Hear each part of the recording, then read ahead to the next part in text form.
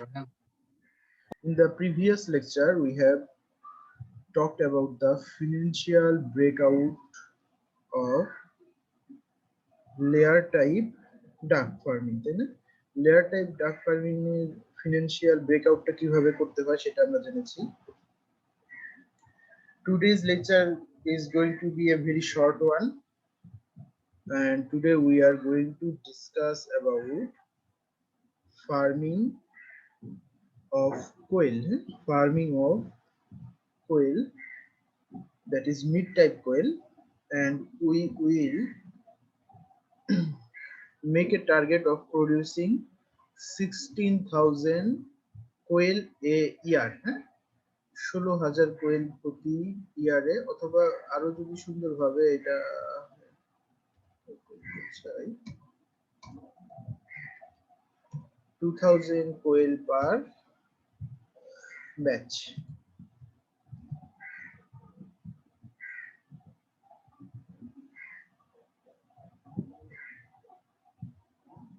Okay, so as you can see here in the first slide, to slide show open করি।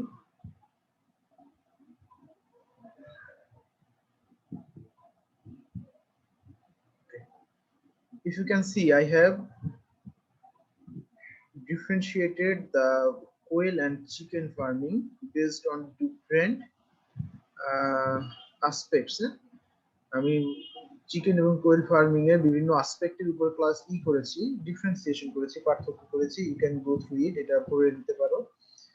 All we know here, হ্যাঁ, এখানে সবকিছু আমরা জানি, চিকেনেরটাও জানি, কোয়েলেরটাও জানি। নাও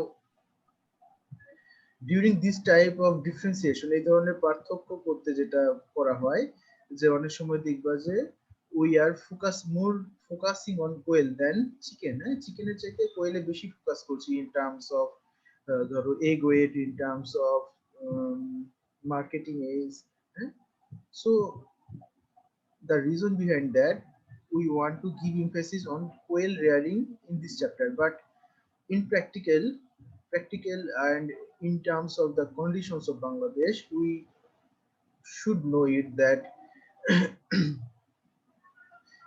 chicken is most available out of all poultry species, and chicken cannot be compared with other poultry species farming, because chicken competes with other meats like beef or buffen, this type of meat এর সাথে chicken meat কিন্তু compete করে, but the quail meat or duck meat, actually they exist in very small amount that they even cannot stand against chicken, but the differentiation is made on particular uh, points. That's why for some reason we may have yeah, notified here that quail chicken will be better than chicken farming, but overall if we consider the scenario, then the chicken farming must be far better than any other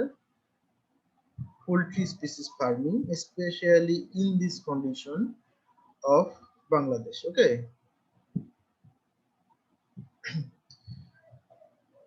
ঠিক আছে, যেটা আমি এতক্ষণ ইংরেজিতে বললাম in English, সেটা একটু বাংলায় তর্জমা করি, যেটা কিনা আমরা এখানে কোয়েল এবং চিকেনের মধ্যে পার্থক্য দেখিয়েছি। তোমরা এখানে পারলে এখনই একটা স্ক্রিনশট নিয়ে রাখতে পারো, otherwise I am going to provide you the slide also.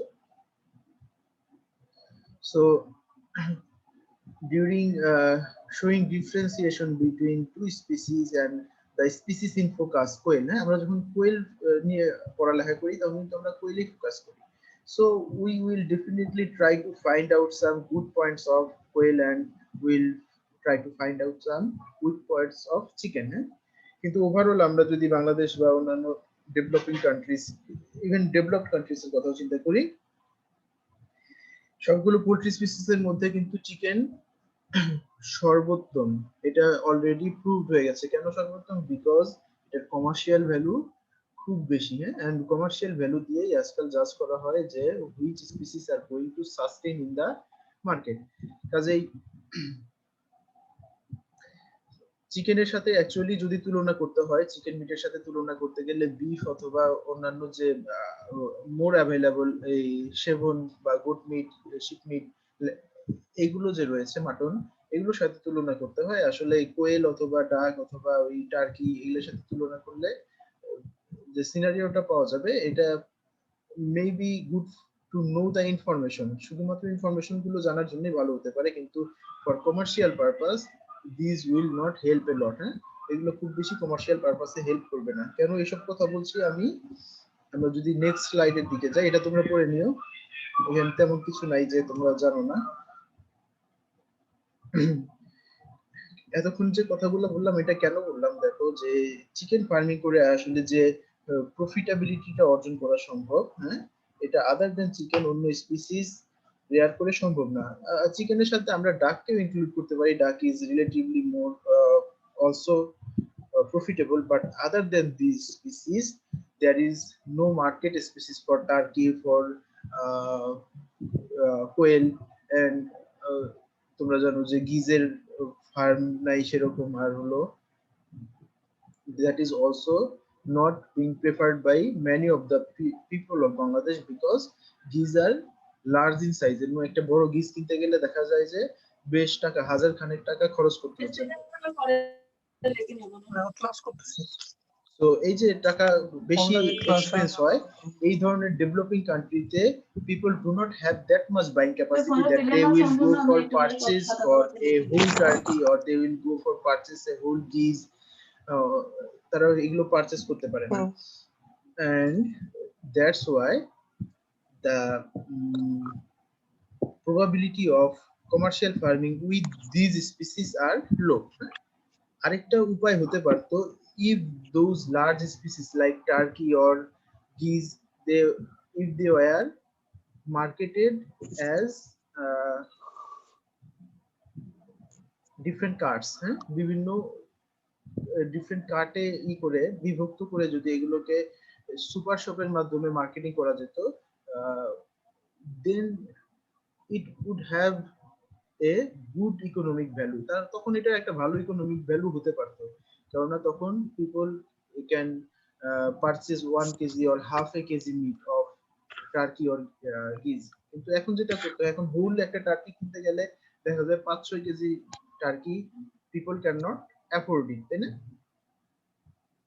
একইভাবে in case of quail the demand is also low. হ্যাঁ, কোয়েলেরও ডিমান্ড লো, আমরা এর আগেও ক্লাসে বলেছি যে কোয়েল এগেরও demand low, quail as a meat species also এটার ডিমান্ড কম আছে, এবং ডিমান্ড কম আছে যেহেতু এটার মার্কেট ভ্যালুও কম। হ্যাঁ, market value as we see usually that around 25 to 30 টাকা ইন দা ওপেন মার্কেট বা রিটেল মার্কেটে। খুচরা মার্কেটে দেখা যায় 25 থেকে 30 টাকা বিক্রি হচ্ছে। তার মানে in the farmyard that may not exceed 22 or 23 টাকা। হ্যাঁ, 22-23 টাকার বেশি কিন্তু বিক্রি করা সম্ভব হয় না। এখন as you know that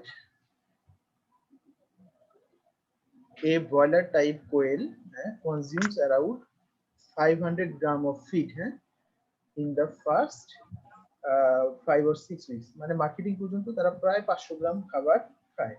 so এই যে 500 গ্রাম খাবার খায়, and they must include a high protein rich food, তাই না? প্রোটিন বেশি থাকতে হবে। তো ফিডে যে ইনগ্রেডিয়েন্ট গুলো দেই তার মধ্যে যে নিউট্রিয়েন্ট গুলো থাকে, এই নিউট্রিয়েন্ট গুলোর মধ্যে সবচাইতে দামি নিউট্রিয়েন্ট হচ্ছে প্রোটিন। ওকে, আমরা কিন্তু ফিডে যে কার্বোহাইড্রেট দেই, ভিটামিন, ফ্যাট দেই, but the most costly ingredient is protein. এখন যখন আমরা এই প্রোটিন বেশি দিয়ে কোয়েলকে খাবার দিতে যাব, তখন ব্রয়লারের ফিডের চাইতে কিন্তু এই যে কোয়েলের ফিডের দাম একটু বেশি পড়ে যেতে পারে। ঠিক আছে, সো ধরো যে 500 গ্রাম ফিড যে খায় সে খাবে, 1 কেজি খাবারের দাম যদি আমরা 35 টাকাও ধরি, তাহলে 17.5 টাকা সে খাবার খাবে, তাই না? এই 5-6 সপ্তাহ পর্যন্ত খাবার খাবে। তারপরে সেই বাচ্চাটা কিনতে যদি আমাদের আরো 5-6 টাকা লাগে, তাহলে 17.5 আরো 6 যোগ করে 23.5 টাকা পড়ে গেল। হ্যাঁ, এছাড়াও আমাদের শেড কস্ট আছে, ল্যান্ড কস্ট আছে, লেবার কস্ট আছে, ইলেকট্রিসিটি কস্ট আছে, ভ্যাকসিনেশন, নানান কস্ট, কেস বানাবো সেই কস্ট। তো এই কস্ট মিলে পার হেড দেখা যাচ্ছে যে it could even go further 27-28 টাকা per head, but the market price is now around 22-23 টাকা ইন হোল সেল মার্কেট আর কি, বা ফার্ম ইয়ার্ড থেকে যেভাবে দেওয়া হয়। কাজেই বুঝতেই পারছো the trend is towards the negativity or লসের দিকে। কাজেই এই ধরনের ফার্মিং কে এই জন্য ওভাবে প্রমোট করা হয় না, এখনো ডিসকারেজ করা হয়। যাই হোক, we want to know about the way to develop financial breakout. আমরা ফিনান্সিয়াল ব্রেকআউট কিভাবে করতে হয় এই ওয়েটা জানতে চাই, যে কারণে আমাদের এই কোয়েল নিয়ে আজকে এই লেকচারটা দেওয়া। আমরা ডাক নিয়েও একটা করেছি, আমরা কোয়েল নিয়ে করব, এবং এরপরে তোমাদেরকে দুটা আমরা এই দিচ্ছি, হোমওয়ার্ক দিচ্ছি, you will submit that via WhatsApp or email এর মাধ্যমে আমাকে সাবমিট করবে যে হোমওয়ার্কটা দিব। হ্যাঁ, সো অনেক আলোচনা হলো, এখন আমরা একটু দেখি যে এখানে আমরা কিভাবে অগ্রসর হয়েছি। হ্যাঁ, সো মিড টাইপ আগে আমরা এক টাইপ করেছি ডাকের ক্ষেত্রে, সেটা কিন্তু যতদিন প্রোডাকশনে থাকবে ততদিন হিসাব করে আমরা এক বছরের প্রফিটাবিলিটি ক্যালকুলেট করেছিলাম। আর in case of broiler type বা mid type, whether it is chicken or whether it is duck or quail, এইসব ক্ষেত্রে আমাদের অন্য একটা বিষয় মাথায় রাখতে হবে, that we will calculate batch wise. হ্যাঁ, আমরা কিন্তু ব্রয়লার টাইপ যেহেতু এক বছরের বেশি রেয়ার করি না, আরো কম রেয়ার করি, so we will calculate batch wise. প্রতিটা ব্যাচে কেমন খরচ হলো, প্রতিটা ব্যাচে কেমন লাভ হলো, সেইভাবে ক্যালকুলেট করে আমরা এক বছরে কতগুলো ব্যাচ পালন করা যাবে, হ্যাঁ, সেটা ক্যালকুলেট করে আমরা লাস্টলি বলতে পারবো যে এক বছরে এত প্রফিট হতে পারে, আর বা অথবা এত লস হতে পারে। ঠিক আছে, so the main theme is for layer type we will go, we will also go there batch wise, আমরা সেখানে ব্যাচ ওয়াইজ করব। যেমন ইয়ার ডাকের ক্ষেত্রে 1.5 বছর প্রোডাকশনে রাখি আমরা, 1.5 বছর পরে আমরা ক্যালকুলেট করে এক বছরটা বের করি। একইভাবে এখানেও আমরা ব্যাচ ওয়াইজ হিসাব করব, কিন্তু এখানে ব্যাচটা হচ্ছে যেমন ব্রয়লার চিকেনের ক্ষেত্রে ধরো যে 6 সপ্তাহের একটা ব্যাচ, তারপরে হয়তো 14 দিনের একটা গ্যাপ, এই টোটাল 42 আর হলো 14, 56 দিনের হিসাব করে আমরা হিসাব করি। একইভাবে কোয়েলে আমরা জানি কোয়েল মার্কেটিং করা হয় কত দিনে, অ্যারাউন্ড 5 উইকস, তাই না? সো 5 উইকস অফ রেয়ারিং, আর এবং এরপরে আমরা will provide a gap for cleaning and disinfection of shed and cages, সেটা হচ্ছে 10 দিন। তাহলে 35 আর 10 কত হলো? 45, তাই তো? তাহলে একটা ব্যাচ পালন করতে লাগবে 45 দিন। Okay fine. তাহলে বছরে কয়টা পালন করা যাবে? 365 ডিভাইডেড বাই 45 দিলে কিন্তু উত্তরটা বের হয়ে আসে, তাই তো? তোমরা বুঝতে পারছো?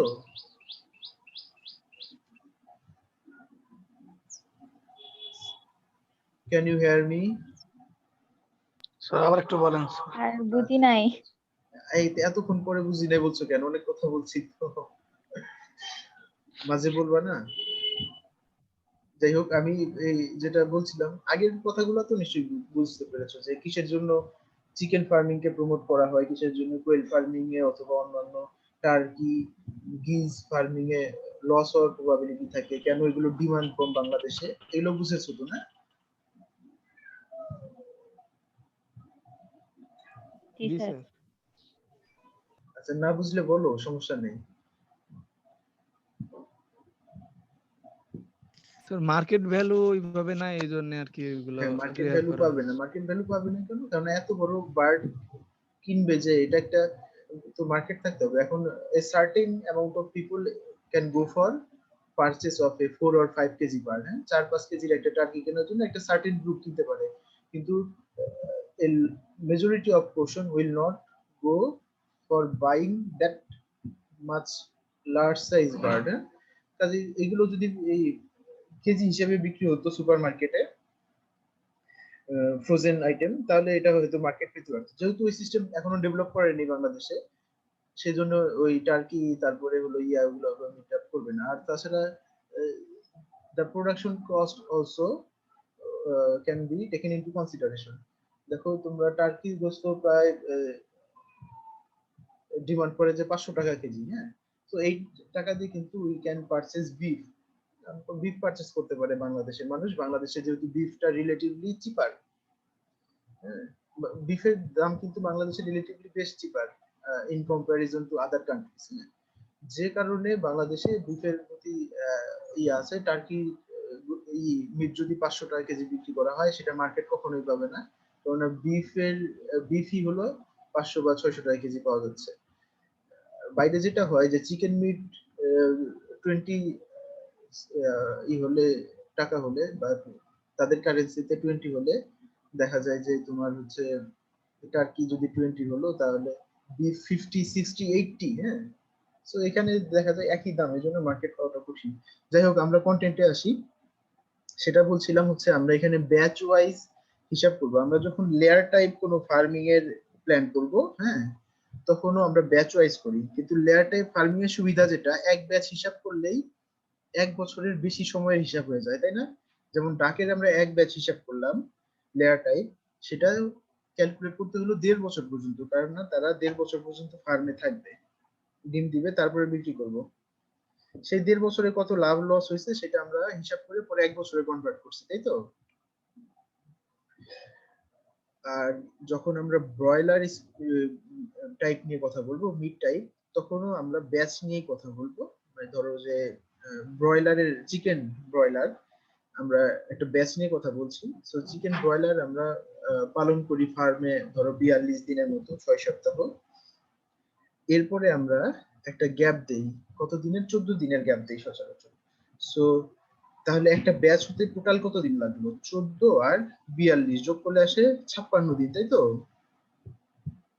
একটা ব্যাচ টোটালি উঠে শেড ক্লিন করতে পরবর্তী ব্যাচ আসার আগ পর্যন্ত 56 দিন সময় লাগে।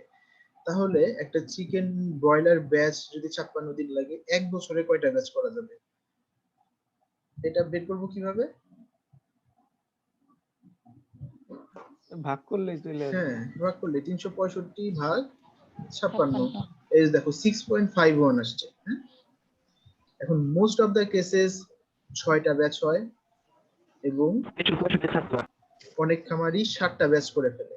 ঠিক আছে, অনেক খামারই 7টা ব্যাচ করে, ওই কিছুদিন আগে মার্কেটিং করে 42 দিনের আগে, তারপরে হলো মাঝখানে 14 দিন গ্যাপ না দিয়ে 10 দিন গ্যাপ দেয়, এইভাবে করে 7টা ব্যাচ পর্যন্ত তোলে। এটা ব্রয়লারের ক্ষেত্রে গেল।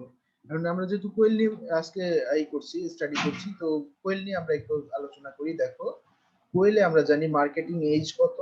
5 weeks, that means 35 days, and we have to give a gap of 10 days. 10 দিনের একটা গ্যাপ দিতে হয়, তার মানে 45 দিনে একটা ব্যাচ শেষ হয়ে নতুন ব্যাচ আসার উপযোগী হয় তোমার শেডটা। তাহলে বছরে কয়টা করা যাবে? কারো ধারণা আছে বছরে কয়টা? একটু ক্যালকুলেট করে প্রায় বলো। 8টা।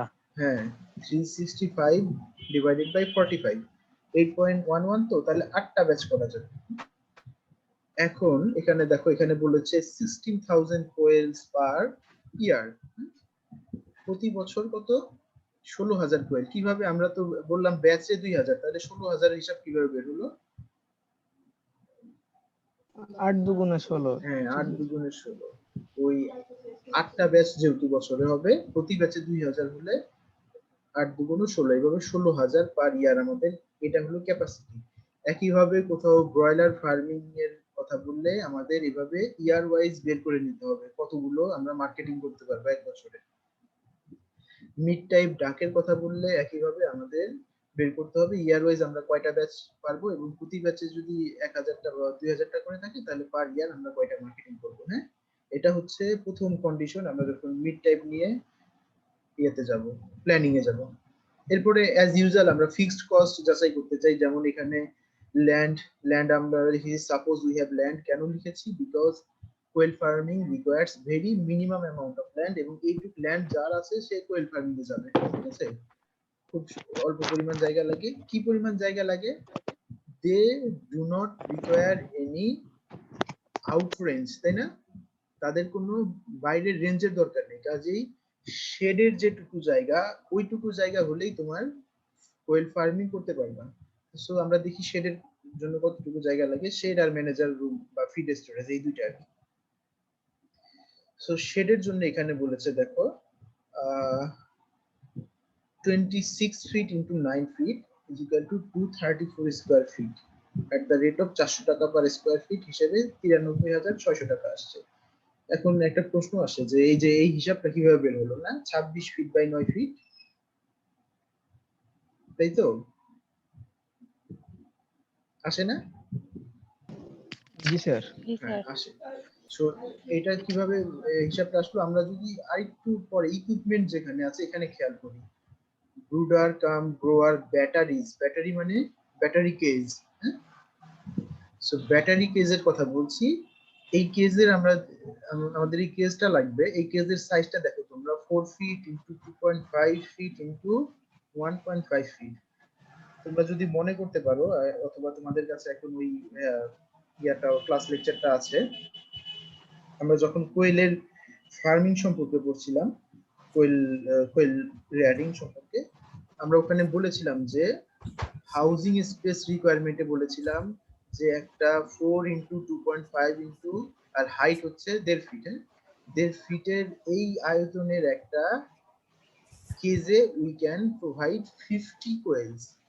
ঠিক আছে, এই ধরনের কেজে আমরা কয়টা কোয়েল দিতে পারি? 50টা, তাই তো? জি মনে স্যার। আছে তোমাদের? হ্যাঁ, আমি কিন্তু এটা তোমাদের আগের লেকচারে আছে, তোমরা গেলেই দেখতে পারবা। আমি ইচ্ছা করলে এখন দেখাতে পারি, কিন্তু আমি আর ওই স্লাইডে যেতে চাচ্ছি না। সো কয়টা? 50টা কোয়েল এই কেজে উই ক্যান, তোমরা একটু নোট রাখো তাহলে পরবর্তীতে তোমরা মিলাতে পারবা। সো 50টা quail we can rear in this case, হ্যাঁ। সো এই কেসটার আমরা একটু,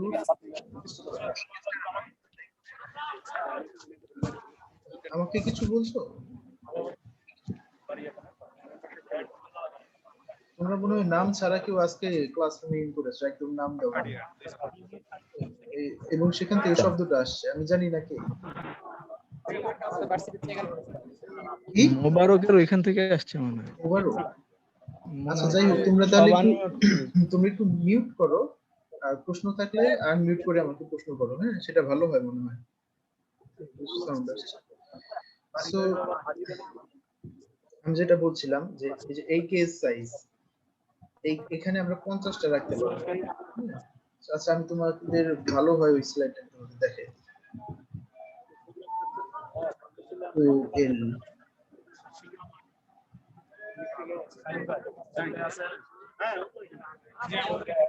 Naim, there are some noises from you.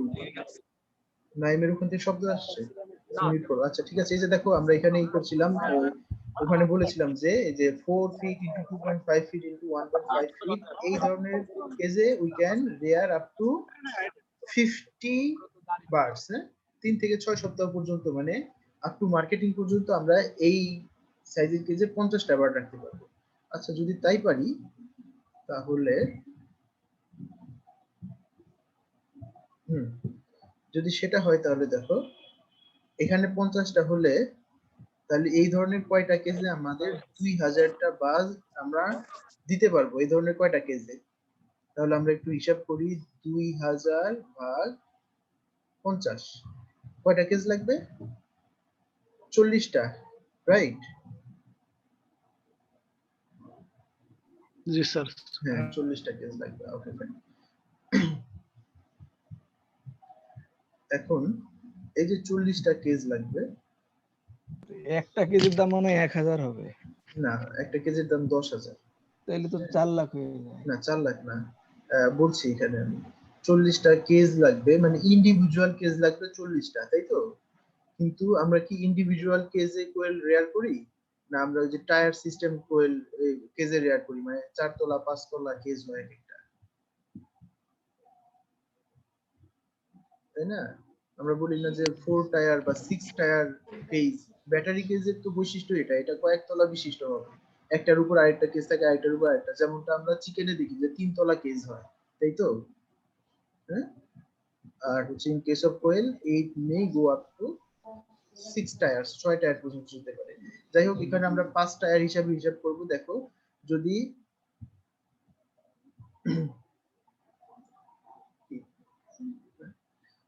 Cluster হিসেবে হিসাব করব। যদি একটা কেজে, হ্যাঁ, একটা কেজের 5 তলা করে থাকে, তাহলে কয়টা কেজ লাগবে? আমাদের টোটাল কেজ 8টা। লাগবে 40টা, তাই না? 8টা। হ্যাঁ, টোটাল লাগবে 8টা। তাহলে 40 ভাগ কত জানি, 5 হ্যাঁ 5 তলা করে 8টা লাগবে। 8টা লাগবে। এখন যেটা করা হয় যে পাশাপাশি দুইটা কেজ মিলে একটা কেজ করা হয়, বুঝছো? যেমন হলো এই যে 4 ফিট ইন্টু 2.5 ফিট, এটা একটা সেকশন থাকবে, এটার সাথে অ্যাটাচমেন্টে থাকবে আরেকটা সেকশন 4 ফিট ইন্টু 2.5 ফিট। মানে অল টুগেদার একটা কেজের লেন্থ হবে হচ্ছে 8 ফিট, আর প্রস্থ হবে 2.5 ফিট। প্রস্থ তো আর বাড়বে না, ঠিক আছে, লেন্থটা বেড়ে যাবে। তাহলে ঠিক আছে। আচ্ছা, এটা একটু মনে হয় তোমাদের জন্য কমপ্লেক্স হয়ে লাস্টের যাচ্ছে। এইটুকু বুঝতে পারিনি। এটা তোমাদের জন্য একটু কমপ্লেক্স হয়ে যাচ্ছে। তো যে ইয়া, আসলে বোর্ড ছাড়া এগুলো বোঝানো বেশ মুশকিল, কারণ আমি দেখি এখানে হোয়াইট বোর্ড অপশন আছে।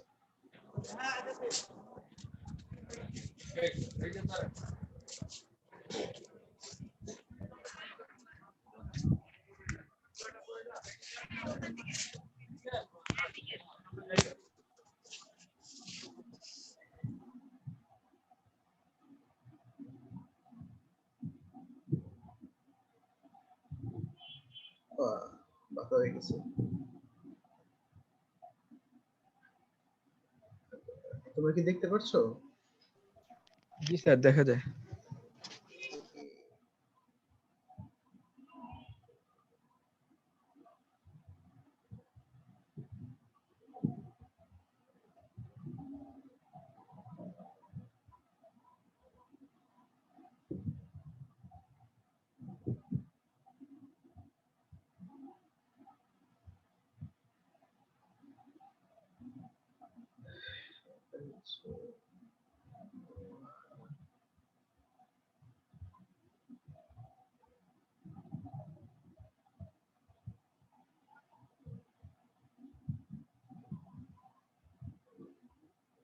সো আমরা কেসগুলো মূলত এভাবে তৈরি করি যে দেখো, বলেছি যে 4 ফিট, তাহলে এটার লেন্থ হবে 4 ফিট, আর এটার উইথ হবে ভেতরের দিকে হচ্ছে 2.5 ফিট। হ্যাঁ, একইভাবে এটারও 4 ফিট এবং উইথ হবে 2.5 ফিট, ঠিক আছে।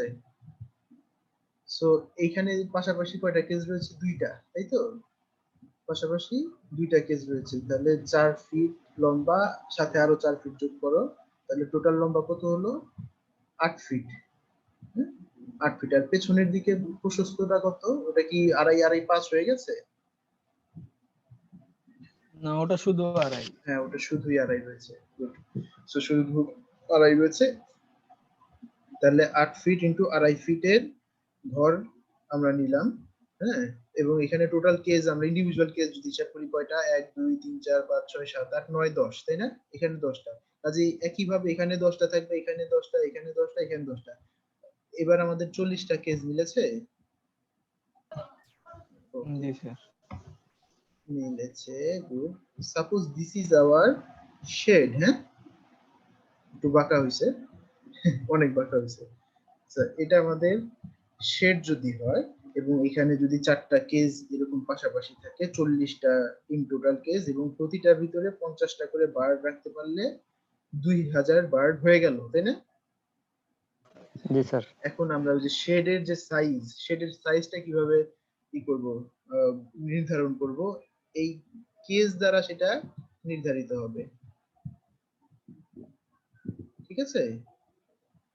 কেজের সাইজ দিয়ে শেডের সাইজ নির্ধারণ হয়। এটা হচ্ছে ব্রয়লার ফার্মিং অথবা লেয়ার ফার্মিং ও যদি কেজ রেয়ারিং করি, আমাদের এই জিনিসটা জানতে হবে। সেটা কি, আমরা ডাকে এই জিনিসটা আসেনি কেন? কেননা ডাকে আমরা কেজ কেজ ফার্মিং করিনি, কেজ রেয়ারিং করিনি, কিন্তু এখানে কেজ রেয়ারিং করতে হবে। বা চিকেনে লেয়ার টাইপ আমরা যদি করতে চাই, ওখানে কেজ রেয়ারিং করতে হবে। তাহলে আমরা এখানে দেখলাম যে লেন্থ হচ্ছে এটার কত? 8, তাই তো? একইভাবে এটা 8, তাহলে টোটাল লেন্থ কেস গুলোর কত হয়? 4 8টা, 4 8 কত? 32। 32। এবং এখানে দুইটা কেজের ভিতরে হ্যাঁ, ইন্টার কেজ স্পেস দিতে হবে, যেমন এখানে অ্যাটলিস্ট 2 ফিট ওয়াল থেকে এখানে 2 ফিট, ওকে। আর এখানে আমরা 2-3 ফিট করে দিতে পারি, যাতে করে একজন মানুষ সহজে পাস হতে পারে। আমার মনে হয় আমাদের যদি স্পেস অ্যাভেলেবল থাকে তাহলে আমরা 4 ফিটও করে দিতে পারি। সো 4 ফিট করে দিলাম। এখন যদি আমরা একটু হিসাব করি তাহলে আমাদের দেখো ঘরের লেন্থটা কতটুকু লাগবে এটা আমরা পেয়ে যাব। 8 আর 2 এ কত? 10, 10 4 এ 14, 14 আর 8 এ 22, 22 4 এ 26, 26 আর 8 এ 34, 34 4 এ 38, 38 2 এ 40 আর 8 এ 48,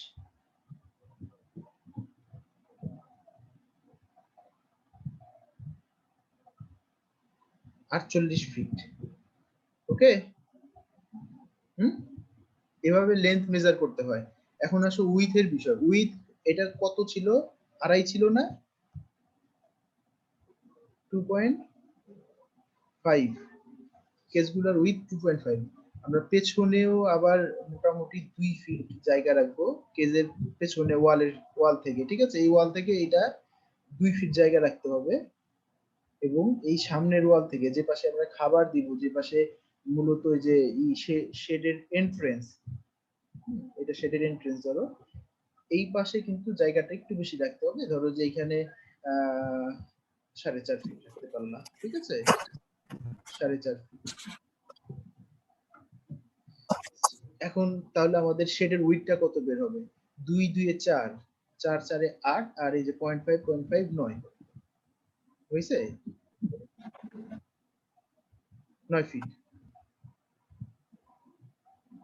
ওকে।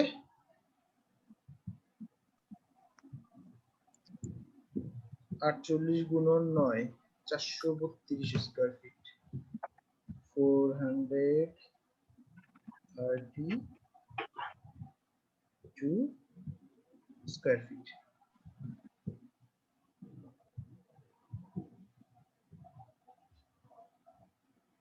এখানে কারো কনফিউশন আছে এখন?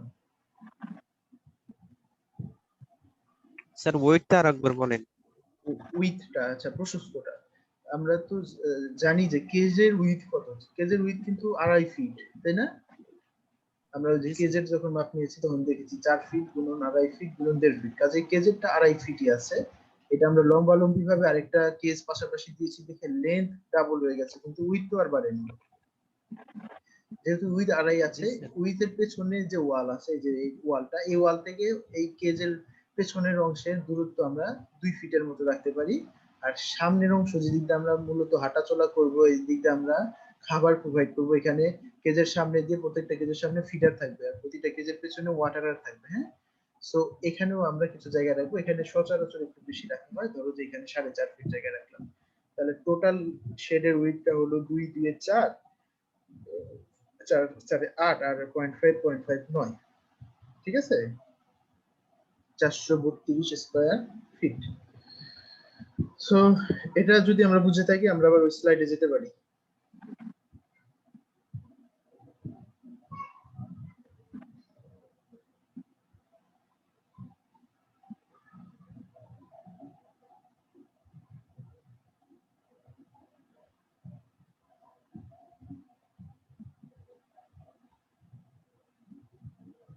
দেখা যাচ্ছে? এখন I have made a mistake.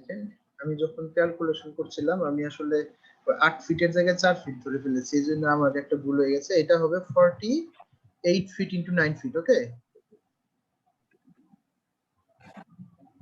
বুঝতে পেরেছো কিভাবে হলো? জি স্যার। 432 স্কয়ার ফিট, কাজে এখানে মূল্যটা একটু চেঞ্জ হয়ে যাবে, আমি চেঞ্জ করে দিচ্ছি। অনেক বেড়ে যাবে, 432 গুণন কত? 400 করে 1,72,800। হ্যাঁ, লস হবে এবার। 1,72,800,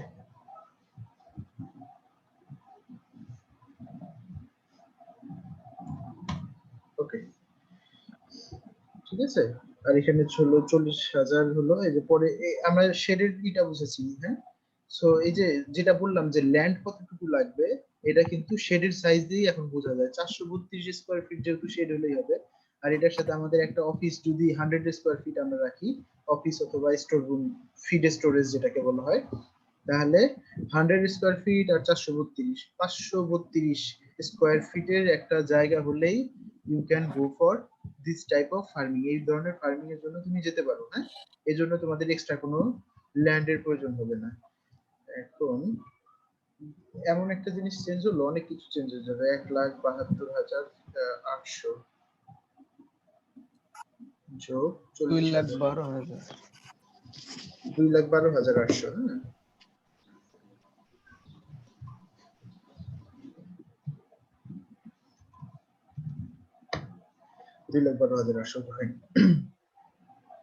এটা হলো আমাদের টোটাল কস্ট। এখানে এখন দেখো ইকুইপমেন্ট কস্ট যেটা কিনা আগের মতোই রয়েছে, এবং এখানে আমাদের ওই যে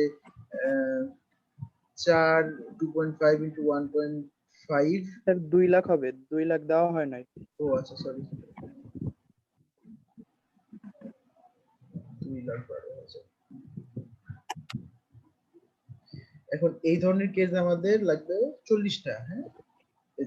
2.5 1.5 40টা লাগবে, কিন্তু যখন আমরা অ্যাকুমুলেট করে ফেলবো তখন এই ধরনের কেস লাগবে হচ্ছে 10টা। কাজে এখানে আমরা কেজের সাইজটা আর না দিই, কি লাগবে 4টা তাহলে? 4টা লাগবে। Yes, 4টা লাগবে। এই ধরনের কেজের দাম ধরো যে 10,000 টাকা করে ধরেছি, তো এটা একটু লোকালিটির উপর ভ্যারি করতে পারে, তবে খুব কম হবে না, হ্যাঁ। বাইরে থেকে যেটা মনে হয় যে কেজ আর কত টাকা লাগবে, কেজ বানাতে গেলে দেখা যায় যে 7,000 এর নিচে কোথাও হয় না। তো এই 40,000 টাকা এখানে ধরেছি। তারপরে হলো এখানে বুঝছো তো 4টা কেজ কেন হলো, হ্যাঁ। আমরা একটু আগে যেটা ড্রপ স্যার ফিক্সড কস্টে দেওয়া যাইত না?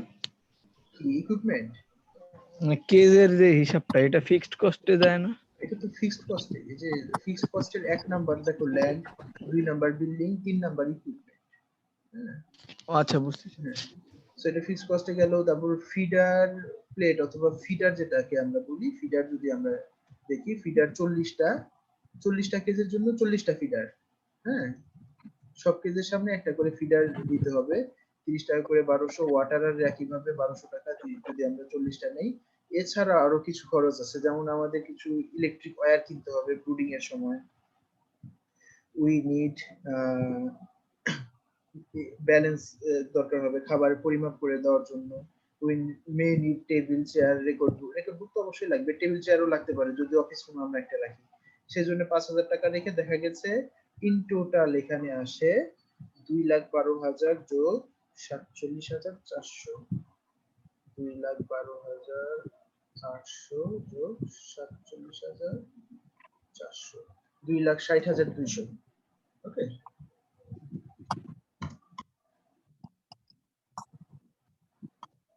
টাকা। বুঝতে পেরেছো এটুকু? আমি স্লাইডটা বড় করতে পারছি না, ফ্রিকোয়েন্টলি এডিট করতে হচ্ছে, তো এইজন্য বড় করছি না আর কি। সো আমরা কন্টিনিউ করি টু দ্য নেক্সট স্লাইড। এখানে আমাদের হয়তোবা পরিবর্তন হবে না, আমরা একটু বড় করে দেখি। রিকারিং কস্ট, হ্যাঁ। সো র ম্যাটেরিয়াল আমাদের রিকারিং কস্টের জন্য কি কি লাগবে আমরা জানি, যে আমাদের যে বাচ্চা সেটা লাগবে। এটা যদি পারচেজ করতে হয় তাহলে 5 থেকে 8 টাকার মধ্যে ভ্যারি করে সবসময়। তবে কোয়েল ফার্মিং এর জন্য যেটা important to be noted, that those farmers who have their own breeder stock, হ্যাঁ, যাদের নিজেদের ব্রিডার স্টক আছে তাদের এই ধরনের মিট ফার্মিং এ যাওয়া বেশি ভালো, কারণ এই 6 টাকা বা 7 টাকা করে পারচেজ করে ইট ইজ ডিফিকাল্ট। বাট যদি নিজেদের ব্রিডার ফার্ম থাকে সেখান থেকে তারা এই করে, তাহলে ওখান থেকে এই যে বাচ্চার দামটা কম পড়ে যায়, হ্যাঁ। কম পড়লে তাহলে একটু প্রফিট করার সুযোগ থাকে। যাই হোক, ডে ওল্ড করে যদি আমরা পারচেজ করি at the rate of 10% mortality consideration, there will be purchase of 2,200, হ্যাঁ। 10% mortality কাউন্ট করে আমরা 2200 পারচেজ করতে পারি, এবং 6 টাকা করে হলে এখানে 13,200 টাকা। স্যার দাম কি 2200 এর দিতে হয় নাকি 2000 এর দিতে হয়? ওরা 10% মর্টালিটি ধরে দেয়? না না, 10% mortality দেয় না তো। ওরা দেয় হলো 2% মর্টালিটি কনসিডার করে, হ্যাঁ, যে কোনো আচ্ছা। ইয়াতে 2% মর্টালিটি দিবে। যেমন তুমি কোথাও থেকে 100টা বাচ্চা কিংবা 102টা দিয়ে দিবে। সো আমরা যদিও কোয়েলের এত মর্টালিটি হয় না, তারপরে একটু এই স্পেস রাখার জন্য 10% ধরে দেখা গেছে যে 2200 কিনলে এত টাকা লাগে। Ration for starter and grower quail, এটা যদি মিনিমাম এই খাদ্য গ্রহণ করে, then it will consume at least 400 gram per chick অথবা per Koel and at the rate of 35 টাকা পার কেজি। হ্যাঁ, পার কেজিটা উল্লেখ করে দেই, ভুলে যাবা।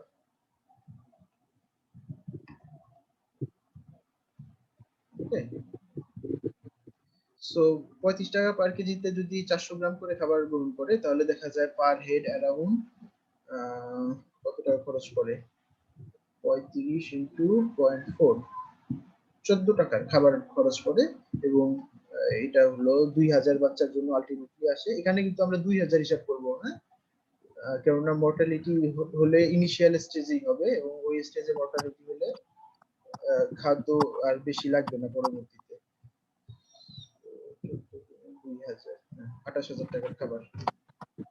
ওকে, সো একটু কনসিডারেশনে রাখো, বাচ্চা কিনলাম 2200, কিন্তু খাবারের হিসাব করছি কতটার, 2000-এর। কেননা যদি মর্টালিটি হয় তাহলে এখান থেকে ওই আর্লি স্টেজে মর্টালিটি হয়ে যাবে যখন খাবার কম লাগে। আর যদি মর্টালিটি নাও হয় তাহলে বলতে পারো তখন তো খাবার বেশি লাগবে, তাই না? তখন খাবার বেশি লাগবে, ঠিক আছে, কিন্তু তখন তো আমরা বেশি দামে বেচবো, তখন এই জিনিসটা ব্যালেন্স হয়ে যাবে। 200 বাচ্চা বেশি বেচলে এই ফিড কস্টটা ব্যালেন্স হয়ে যাবে। ওকে, ওয়েজেস আমি বলেছিলাম যে তোমাদের এখানে ওয়েজ আমি ধরে দেখাবো, কিন্তু unfortunately for quail farming there is no scope to put any labour in job. কোন লেবারকে বা ম্যানেজার রাখা এটা টু মাচ কস্টলি হয়ে যায় কোয়েল ফার্মিং এর জন্য, বিশেষ করে 2000-4000 কোয়েল ফার্মিং এর জন্য। কাজে এখানে আমি দেখাতে পারিনি। তবে যদি দেখা ইন কেস তোমাদের দেখাতে হয় কোথাও, তাহলে তোমরা এইভাবে ম্যানেজার, লেবার বা টেকনিশিয়ান এই ধরনের টার্মগুলো ইউজ করে ব্যাচ ওয়াইজ কত খরচ হয়, যেমন এখানে যদি আমি দিতাম কস্ট, ম্যানেজারকে হয়তো 6000 আর লেবারকে 3000 বা 4000 টাকা, বা ম্যানেজারকে 8000 দিয়ে লেবারকে 5000 টাকা, হ্যাঁ, পার ব্যাচ। এক ব্যাচ বলতে আমরা ওই যে 45 দিন বুঝাচ্ছি, 45 দিনে এত টাকা হিসেবে দেখাতে। যাই হোক, দেখানোর সুযোগ হয়নি। ইউটিলিটি এন্ড ওভারহেডস, ইউটিলিটি কস্ট যেগুলো রয়েছে একটা ব্যাচের জন্য, এখানেও বলা হচ্ছে এক ব্যাচের জন্য ইলেকট্রিসিটি চার্জ 500 টাকা হতে পারে, যেহেতু ব্রুডিং করবো ইনিশিয়াল স্টেজে ফার্স্ট 2 or 3 উইকস, 500 টাকা হতে পারে। তারপরে হচ্ছে ওয়াটার চার্জেস, মানে পানির বিল 300, ভেটেরিনারি এইড আপ টু 1000 টাকা, আদার expenses could go up two 1000 টাকা। So in total the recurring cost is 44,000 টাকা। ফিক্সড কস্ট কত ছিল, 2,60,200। সো আমরা আরেকটু প্রসিড করি। দেখো এখানে বলা হচ্ছে যে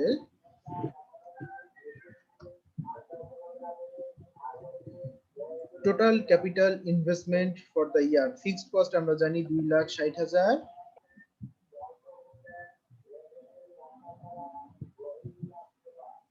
দুইশো।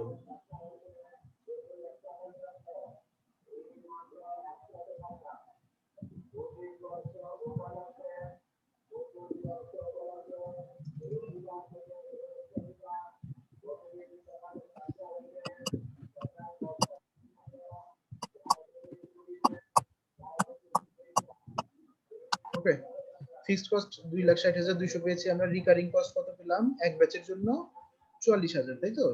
44,000 যদি 40,000 যদি এক ব্যাচের হয়, তাহলে 8 ব্যাচ বছরের হিসাব চলে আসলো। এখন বছরে কত, 3,52,000 টাকা।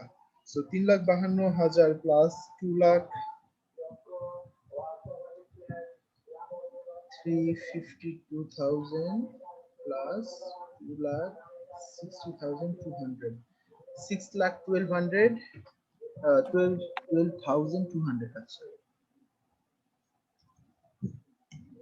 6,12,200 টাকা ইন টোটাল। হ্যাঁ, সো এটা আমাদের ইন টোটাল কস্ট হবে প্রথম বছরে।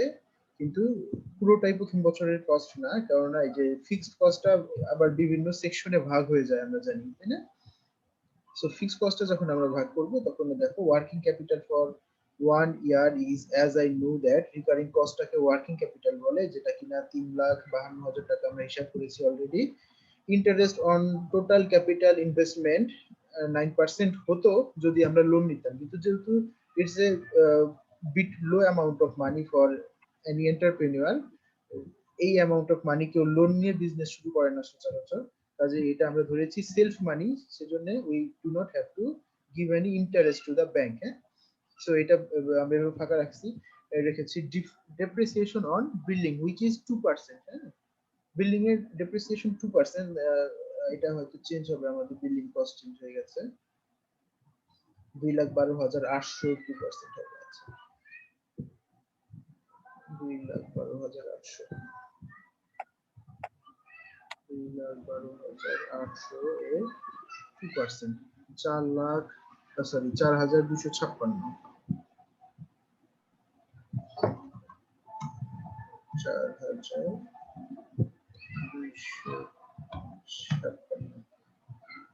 ওকে, এটা বিল্ডিং এর ডেপ্রিসিয়েশন বের করতে পারবে না, বিল্ডিং কস্টের 2%। ওকে, বিল্ডিং কস্ট 2%। দেখো আমরা বিল্ডিং কস্ট কত ছিল, বিল্ডিং কস্ট ছিল 2 এ, যে টোটাল বিল্ডিং কস্ট 2,12,800, 2,12,800 ইনটু 2% ক্যালকুলেটরে চাপলেই চলে আসে হচ্ছে এই যে বিল্ডিং কস্ট ডেপ্রিসিয়েশন, এই অ্যামাউন্টটা। আর ডেপ্রিসিয়েশন অন ইকুইপমেন্ট কস্ট, এটা আমরা জানি 10% ধরে করতে হয়, যে কারণে এটা হবে হচ্ছে ওই যে তোমার ইকুইপমেন্ট, হ্যাঁ, 47,400 10%, 10% of this cost। এই যে ইকুইপমেন্ট উই হ্যাভন্ট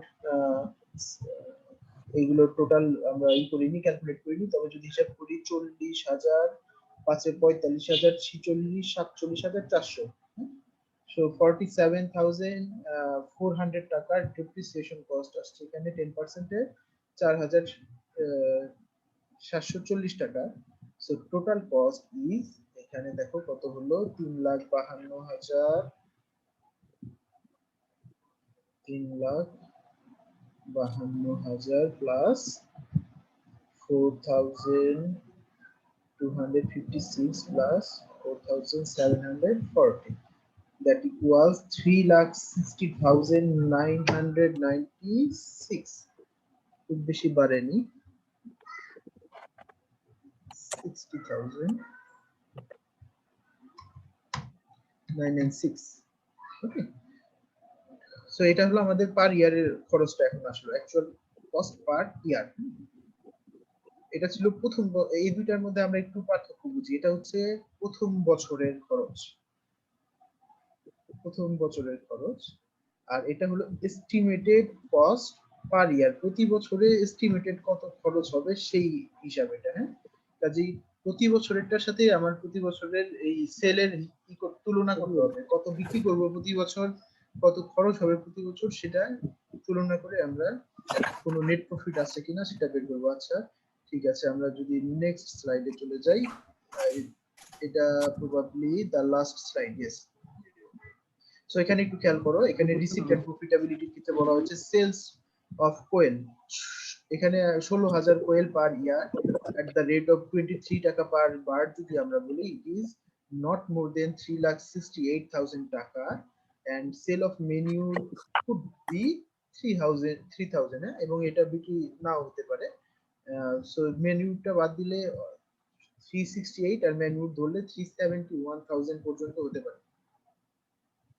আর আমাদের প্রোডাকশন কস্ট কত ছিল, 3,60,996 টাকা। So what is the net profit? Net profit আমরা কিভাবে বের করব? Sale minus cost. তো সেল ওয়াজ 3,71,000 টাকা, from where we have to make a cost of 3,60,996. That means only 10,004 টাকা। কেউ ক্যালকুলেট করছো আমার সাথে? 10,004 টাকা জি স্যার ঠিক আছে। প্রফিট পার ইয়ার। হ্যাঁ, তাই আমার কোথাও ওই হলে হিসাবে ভুল হলে বলো। সো বছরে 10,004 টাকা মাত্র। সো বছরে যদি 10,004 টাকা হয়, দ্যাট ইজ, বুঝতেই পারছো যে খুব কম। হ্যাঁ, you can not run your family for 1 month, 1 মাসেও তোমার ফ্যামিলি এটা দিয়ে রান করতে পারবে না। তারপরে তুই যে কোয়েলের যে পার বার্ড 23 টাকা, এটাও তো ম্যাক্সিমাম, মিনিমাম না। হ্যাঁ, এটাও ম্যাক্সিমাম। যে ডিমান্ড কম দেখে আসলে এইভাবে এটা করা খুবই ডিফিকাল্ট। এখন 20 টাকা পার হেড ধরলে দেখা যাবে যে লসই হয়ে গেছে। হ্যাঁ, এবং লস হয় এমন না যে খামারিদের লস হয় না, লস হয়। মানে কি, শখের বসে করে, পরে আর কন্টিনিউ করতে পারে না কোয়েল ফার্মিংটা।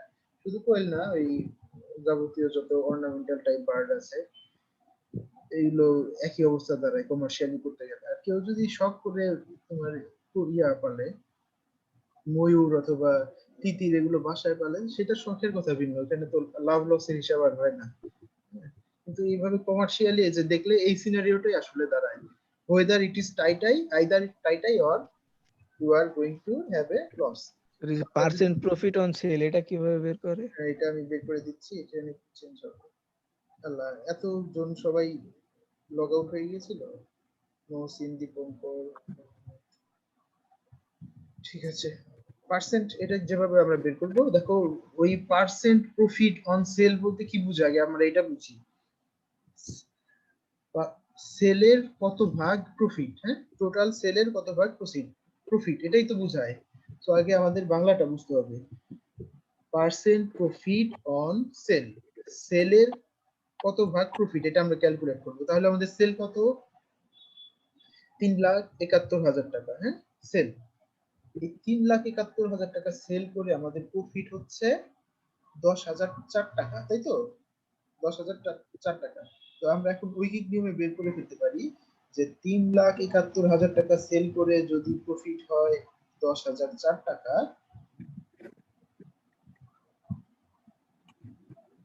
তাহলে 100 টাকা সেল করলে প্রফিট কত হবে? হ্যাঁ, সেটাই তো পার্সেন্টেজ, তাই তো? তাহলে একটু হিসাব করো দেখি।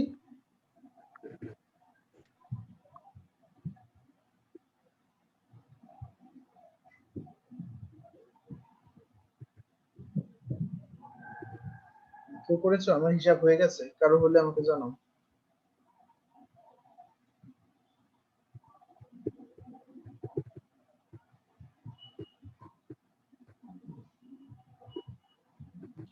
টু 2.69 কিংবা 2.70 দেওয়া যায়। হ্যাঁ, 2.70 দেওয়া যায়। So, 2.71 7.1 তো আসেনি, যে আসে 696। সেক্ষেত্রে আমরা 70 দিয়ে দিই।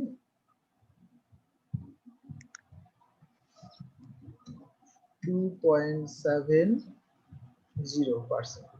সো তোমরা দেখতেই পাচ্ছ এখানে প্রফিটাবিলিটির পার্সেন্টেজ কত কম। এটা like manufacturing of some other products. হ্যাঁ, মনে হচ্ছে অন্য কোনো প্রোডাক্ট আমরা ম্যানুফ্যাকচার করছি, সেটা প্রফিটাবিলিটি এই মার্জিনে দেওয়া হয়েছে। কিন্তু বায়োলজিক্যাল এলিমেন্টের প্রফিট মার্জিন এইভাবে গেলে আসলে দেয়ার উইল বি লস হবে।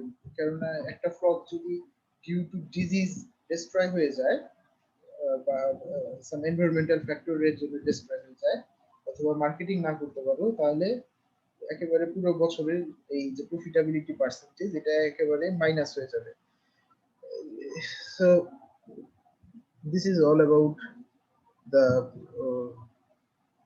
financial breakout structure of any broiler species or mid type species। যে কোনো মিড টাইপ স্পিসিস জন্য এটা হচ্ছে স্ট্রাকচার। হ্যাঁ, সো এই স্ট্রাকচার ফলো করে আমরা করতে পারবো। এখন as this is regarding other than this course focus on other than chicken, তাই না? চিকেন ছাড়া অন্যান্য স্পিসিসে ফোকাস করছে। কাজে আমি তোমাদের চিকেনেরটা হোমওয়ার্ক দিতে চাইলেও দিতে পারছি না। আমি তোমাদের হোমওয়ার্ক দিব দুটা। একটা হচ্ছে financial breakout for 4,000 layer type quail. হ্যাঁ,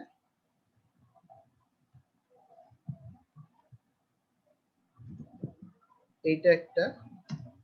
and second one I want to give, that is the financial breakout for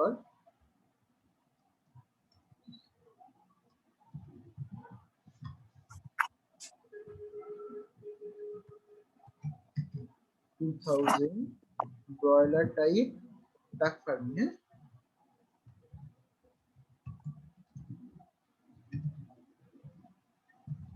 ডাক ফার্মিং।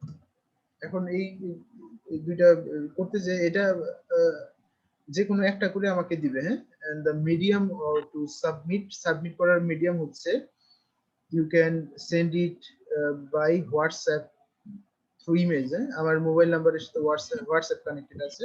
তোমরা কি করবে, তোমরা খাতায় এই এইটা প্ল্যানটা করে ফিনান্সিয়াল ব্রেকআউট করে you will have to take some pictures এবং ওই পিকচার আমাকে you can send through the WhatsApp medium. Number one option. Number two option is that if someone of you wish to do it by soft copy, যদি soft copy হিসেবে তোমরা কম্পিউটারে Excel এর মাধ্যমে অথবা ওয়ার্ড ফাইলে করতে চাও, then you can do that and you can send me via email, হ্যাঁ।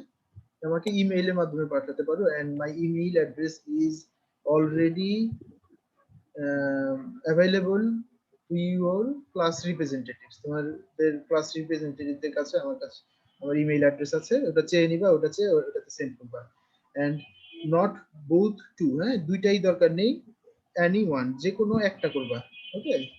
Any one of this two, সবাই করবা, সবাই সাবমিট করবা, বাট নট বোথ, যে কোনো একটা করবা, বুঝছো? কেউ হয়তো এটা করছে, লেয়ার করছে, কেউ কেউ কেউ কেউ আবার এই যে ব্রয়লার টাইপ ডাকেটটা করছে, হ্যাঁ।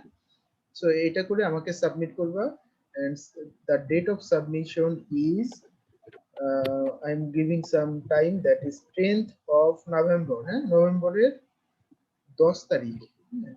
And there is another announcement that I will be unavailable for few days. আমি কিছুদিনের জন্য তোমাদের সাথে থাকতে পারছি না, আমি একটা অন্য কাজে ব্যস্ত। So there will be no classes from my side, আমার পক্ষ থেকে কোনো ক্লাস হবে না, most probably up to 10th of November, হ্যাঁ। নভেম্বর 10 তারিখ পর্যন্ত আমার ক্লাসটা আপাতত বন্ধ থাকবে। তবে যদি এর মাঝে আমি ক্লাস নিতে পারি, I will contact with your representative, okay? So this is all about today's lecture. যেহেতু আমি মাঝখানে অনেকদিন গ্যাপ দিচ্ছি, আমি তোমাদের এই স্লাইডটা আজকেই পাঠিয়ে দেবো, যাতে তোমরা এটা নিয়ে স্টাডি করতে পারো। সাথে সাথে I will try also to give the video link also, ভিডিওটাও পাঠিয়ে দেওয়ার চেষ্টা করব। So is there any question regarding today's this breakout, financial breakout? Sir shed হিসাবটা আর একটু বললে ভালো হয়। শেড না, আচ্ছা শেডের হিসাবটা আরেকটু বলছি, ঠিক আছে। শেডের হিসাবটার জন্য আমাদের ওই ফাইলটা মনে হয় আমরা ডিলিট করে দিয়েছি, এটা থাকলে ভালো হতো।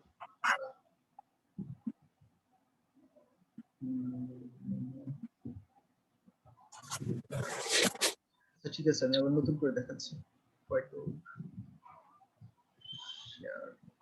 ও আছে, গুড, এটা আগে আমি সেভ করি।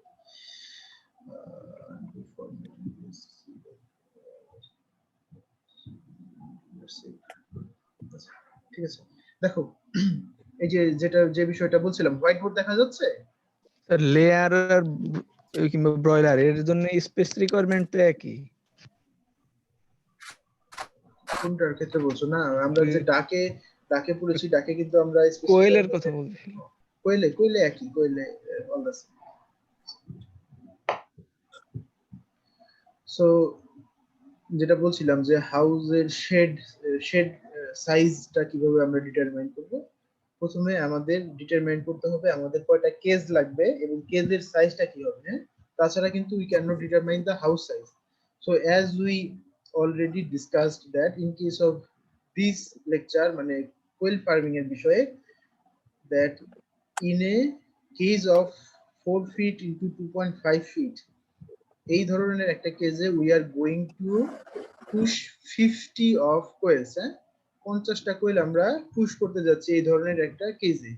সো যেহেতু 50টা কোয়েল এই ধরনের কেজে থাকবে, আমরা এই কেজগুলো তাহলে 2000টা বার্ডের জন্য কয়টা কেজ প্রয়োজন, এটা কিভাবে ফাইন্ড আউট করা যাবে?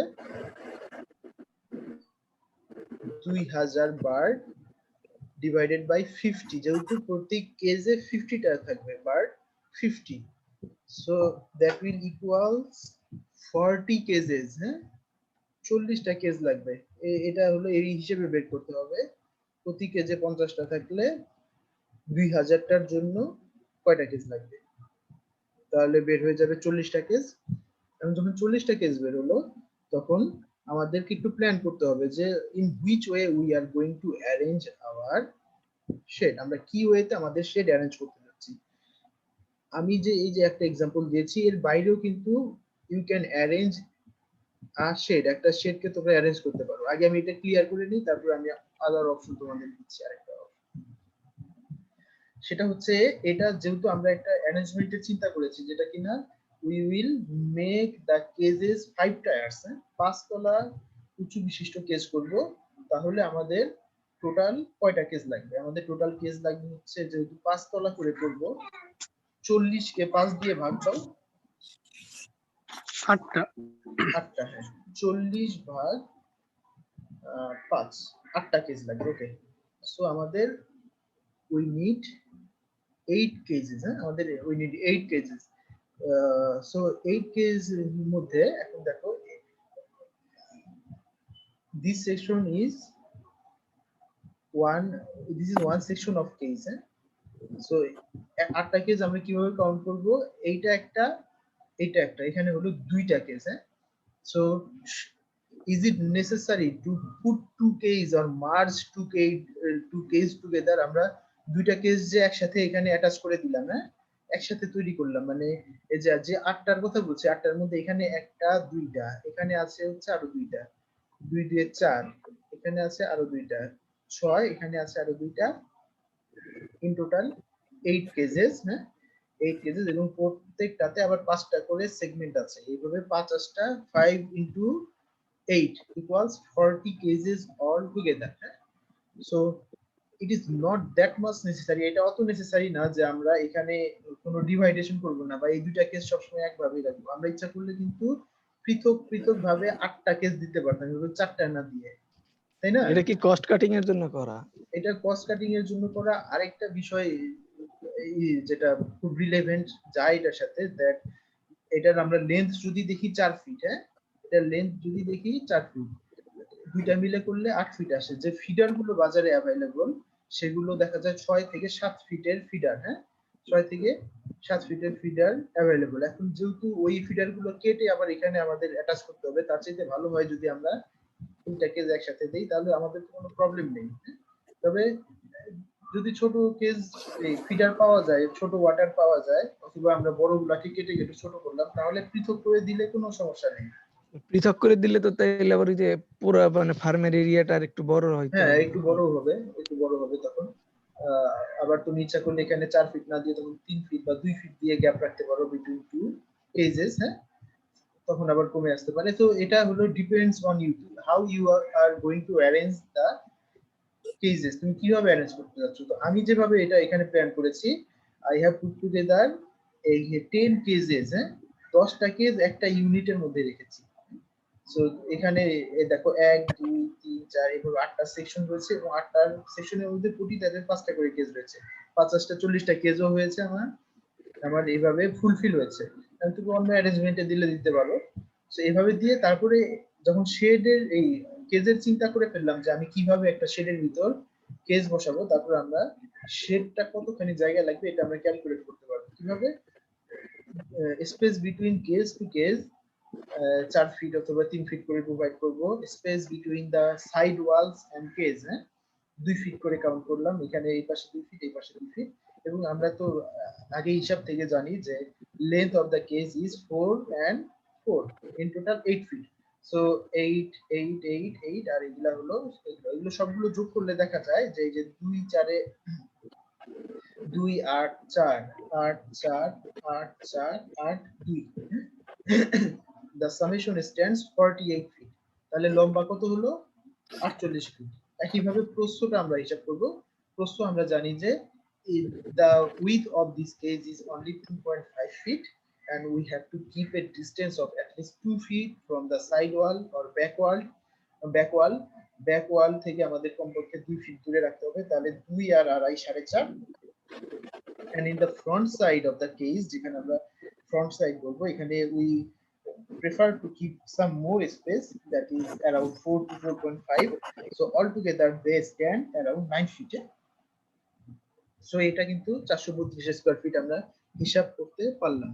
এখন আমি যেটা বলছিলাম যে we can go for some other planning also, হ্যাঁ, আমরা অন্য ধরনের প্ল্যানিংও কিন্তু যেতে পারি।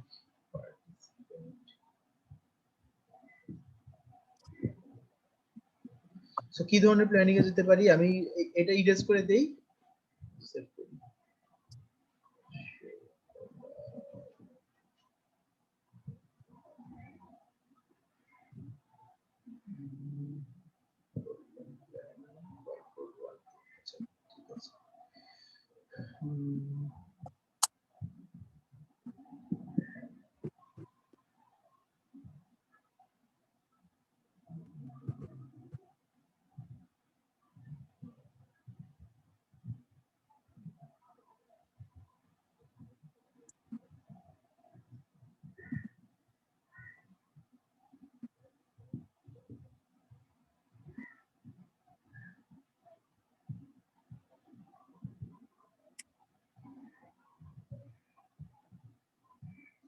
কি ব্যাপার, আমার কলম কই গেল?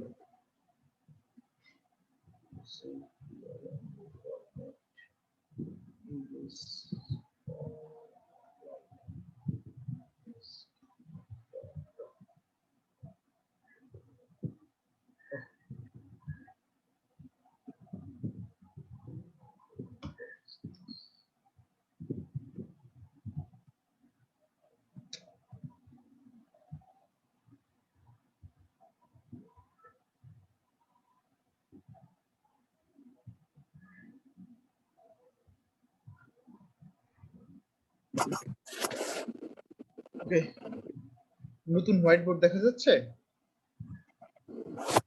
জি স্যার দেখা যায়। আমরা অন্যভাবে কিভাবে একটা শেডের ডিজাইন করতে পারি এটা তোমার উপর ডিপেন্ড করে।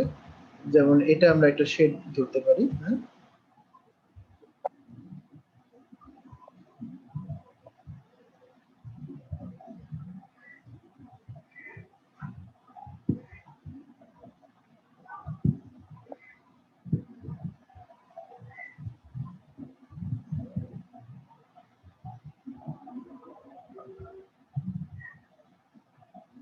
ওকে, suppose this is the entrance, হ্যাঁ, এটা হচ্ছে এন্ট্রেন্স,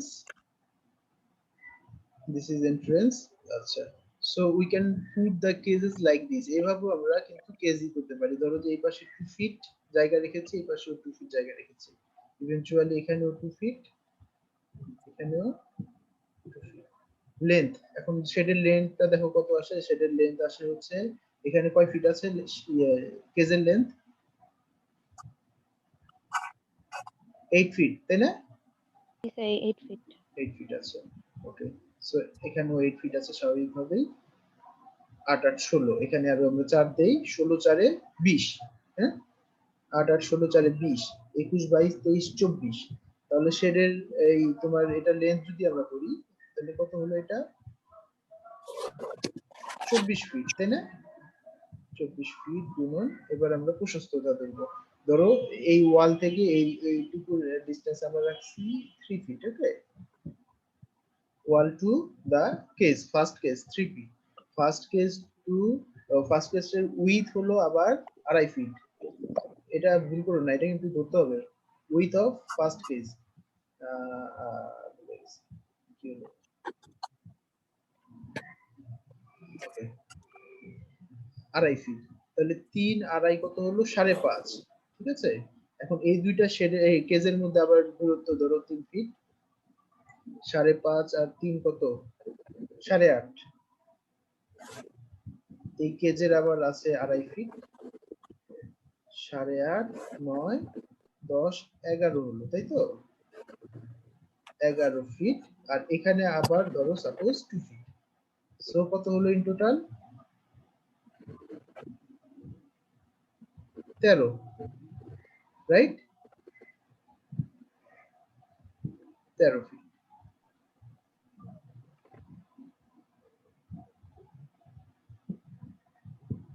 এখানে কত আসে দেখো, 24 গুণন 13,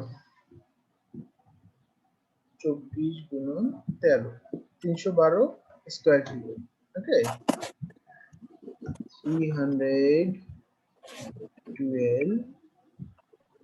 square feet of land shed size. So এইভাবে আমরা বিভিন্ন ভাবে we can arrange our shed. এখন যদি দুইটা জিনিস এখানে ডিপেন্ড করে, number one, if we have a previous shed, আমাদের যদি পুরাতন শেড থাকে যেখানে আমরা কোয়েল পালন শুরু করব, আগে অন্য কিছু পালন করতাম, তাহলে we have two plan in that way যে শেড যেভাবে আছে শেড ভাঙাচুরা না করে, শেডে খরচ না করে আমরা কেজ এমন ভাবে প্লেস করব যাতে সেখানে ধরে যায়। হ্যাঁ, আর যদি এমন হয় যে we are going to build a new shed, আমরা নতুন শেড তৈরি করতে যাচ্ছি, তখন we have to take into consideration some other thing, like যে এয়ারেশন কোন দিকে ভালো হবে। হ্যাঁ, এয়ারেশন ভালো হবে কোন দিকে, ধরো যে যদি এমন হয় যে এই পাশ থেকে সাউথ, এটা সাউথ দক্ষিণ এই দিকে, তাহলে we will provide some window here, এখানে উইন্ডো দিব এবং এই দিক দিয়ে বাতাস আসবে, কাজেই পরপর দুইটা শেড বাতাস পাচ্ছে, এখানেও উইন্ডো যেহেতু থাকবে, বাতাস না আসলেও এখানে এয়ারেশনের সুযোগ থাকবে। হ্যাঁ, সো এখানে কিন্তু দেখো যে সবগুলো কেস সুন্দরভাবে এয়ারেশন পাচ্ছে। আবার যদি লম্বা শেড আমরা চিন্তা করি, লম্বা শেড চিন্তা করলে যদি পসিবল হয় তাহলে দেখবা যে দক্ষিণ দিয়ে সবগুলো শেড বাতাস পাচ্ছে। হ্যাঁ, এটা যদি সাউথ হয়, সাউথ ফেসিং করে দিলে সবগুলো শেড বাতাস পাওয়ার পসিবিলিটি আছে। So it depends how you are going to arrange. হ্যাঁ, সো ক্লিয়ার এখন?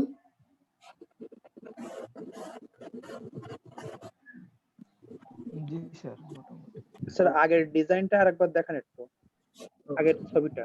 ঠিক আছে, দেখাচ্ছি।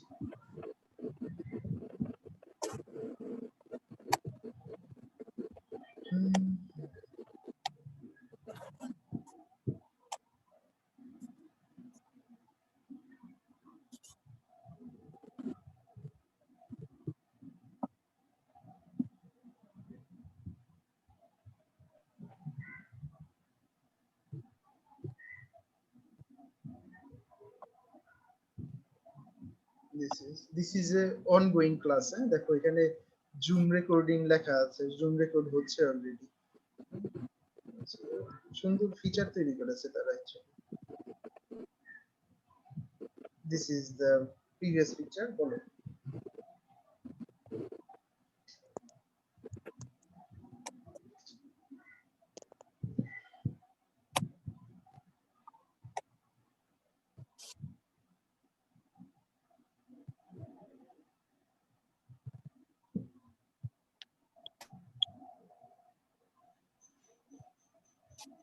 Any question from this slide?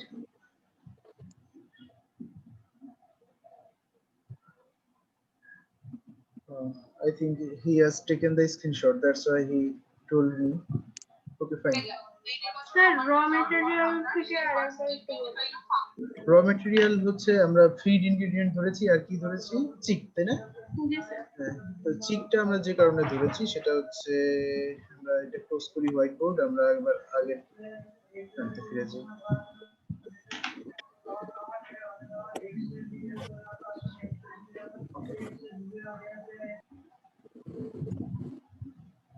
র মেটেরিয়াল ডে ওল্ড কোয়েল ধরেছি আমরা, যেহেতু আমাদের টার্গেট হচ্ছে 2000 বাচ্চা প্রোডাকশন করব প্রতি ব্যাচে, কিন্তু আমাদের 5 to 10% মর্টালিটি ধরে বাচ্চা পারচেজ করতে হয়। আমরা 10% মর্টালিটি ধরে বাচ্চা পারচেজ করেছি, সেজন্য পারচেজ করলাম 22000 বাচ্চা, সরি 2200 বাচ্চা। 6 টাকা করে কিনলে এটার মার্কেট ভ্যালু আসে এত। একই সাথে এই বাচ্চাগুলো we have to rear for a certain period of time, that is around 35 days of age. 35 দিন পর্যন্ত যেহেতু এদেরকে রেয়ার করব, দেন we have to know how much feed these chicks are going to feed. এরা কতগুলো খাদ্য গ্রহণ করতে চলেছে up to these 35 days. So as we know that the broiler type quail consumes around half a kg, হ্যাঁ, মোটামুটি 500 গ্রাম অথবা তার চাইতে কিছু কম খাবার কনজিউম করে during there 35 days of age. So এই হিসাবে আমরা 400 গ্রাম পার চিক হিসাব করেছি। পার চিক 400 গ্রাম, এটা একদিনে না, কিন্তু এটা আপ টু মার্কেটিং 35 দিন পর্যন্ত ইন টোটাল। ওকে, সো 400 গ্রাম অথবা 0.4 কেজি, অল দ্য সেম, তাই না? 0.4 কেজি, সো 0.4 কেজি পার চিক হলে 2000 বাচ্চার জন্য কত? এখানে যদিও 2200 ফিগার দেখা যাচ্ছে, কিন্তু আমরা তো 10% মর্টালিটি হিসাব করে 2200 কিনেছি। হ্যাঁ, আর মর্টালিটি যে যা হয় সেগুলো মূলত আর্লি স্টেজ অফ লাইফে হয়। যদি আর্লি স্টেজে হয় তাহলে 10% মর্টালিটি বাদ দিলে আমাদের বাচ্চা থাকে 2000টা।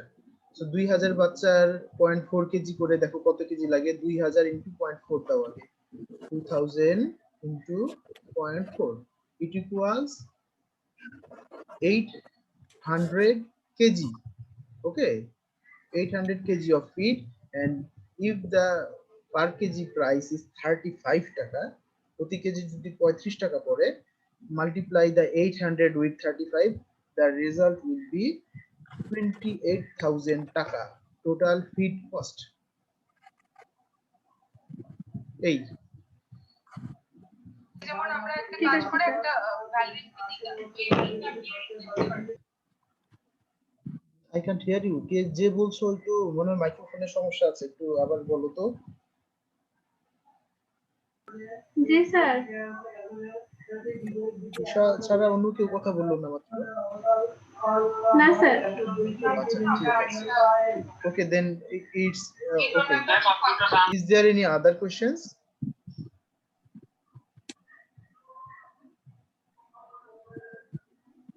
স্যার আমাদের ডাক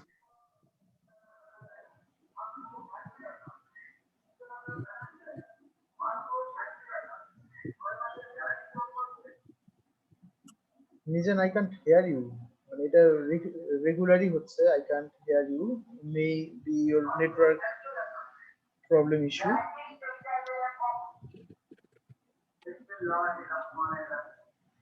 Okay, so if there is no more question, I am going to close this session for today, as Mizan to disconnected হয়ে গেছিল।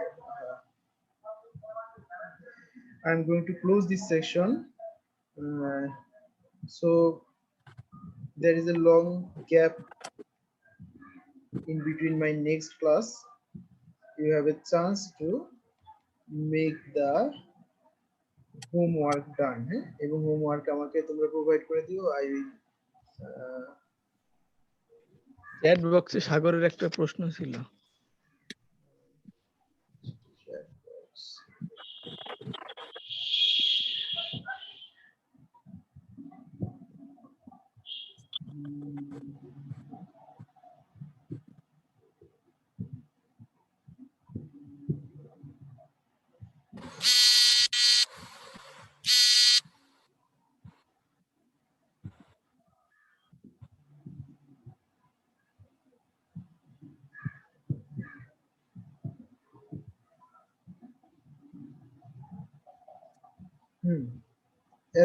as I showed in the previous class and this class, whole financial breakout, মানে from the very beginning, fixed cost to net profit per year, profitability percentage, everything, সবকিছু include করবো, and depending on your own circumferences, তোমার আশেপাশের যে অবস্থা, feed cost ওখানে তোমার বাচ্চা কাচ্চা কি দামে বিক্রি হচ্ছে, এগুলোর উপর বেসিস করে দিতে পারলে আরো ভালো। সো এইগুলো দিবা। আর হচ্ছে এখানে অনেক ইনফরমেশন তোমাদের লাগবে যখন তোমরা এগুলো করতে যাবা। সব information you may not find in the slides. স্লাইডে সব ইনফরমেশন হয়তো নাও পেতে পারো, যেমন বাচ্চার দাম কত, এটা তো ভ্যারি করে টাইম টু টাইম। তারপরে up to A certain period কতখানি খাবার গ্রহণ করবে, সেই খাবারের পার কেজি দাম কত, কেজ বানাতে গেলে কেজের দাম কত পড়বে। So this type of information you have to gather করে তারপরে এইটা করতে হবে। এগুলো গ্যাদার করলে কি হবে, তোমাদের একটা ধারণাও আসবে যে হাউ টু ডু দিস, এটা কিভাবে করতে হয়। So I am stopping the sharing and I would like to thank you Sir. all. Yes. Sir মানে ফুলি এটা করে কি মানে শুধু লাভই দেখাইতে হবে, যদি লস হয় মানে Certainly যে হোমওয়ার্ক গুলো দিলেন লস হতে ওইগুলো- পারে। লস হতে পারে, তবে পরীক্ষার সময় আমি এমন কিছু দিব না যেটাতে লস আসে। কারণ ওটা এক্সটার্নালের কাছে যাবে তো। জি। আদারওয়াইজ লস হতেই পারে একটা ফার্মিং, বিশেষ করে এই ধরনের ফার্মিং তো ডেভেলপ না বাংলাদেশে, কাজেই লস হতে পারে। সো স্যার হ্যাঁ বলো। স্যার আমাদের আশেপাশে যদি কোনো ডাক ফার্ম না থাকে ইনফরমেশন গুলো তো তাহলে যেটা হলো কমন সিনারিও অফ বাংলাদেশ তার উপর বেসিস করে পড়বা। আছে স্যার। ওকে। স্যার আমাদের ডাক কোর্স কে এখনো ক্লাস হবে নাকি শেষ হয়েছে? না আরো কিছু ক্লাস হবে, মিড নভেম্বর পর্যন্ত ডাক কোর্স হয়তো শেষ হয়ে যাবে। After that we will go for our another course, animal and poultry breeding. এটার জন্য যাব আমরা হোপফুলি বাই ডিসেম্বরের শেষ সপ্তাহের আগেই we finish. So I have some emergencies. আমি আর আজকে কোশ্চেনও নিব না, 12:30 অলমোস্ট বাজে। I have some emergencies, so I am leaving the session. তোমরা সবাই ভালো থাকবে, দোয়া করবে আমার জন্য। নেক্সট ক্লাসে দেখা হবে ইনশাআল্লাহ। Thank you all. জি স্যার, আল্লাহ হাফেজ। আল্লাহ হাফেজ।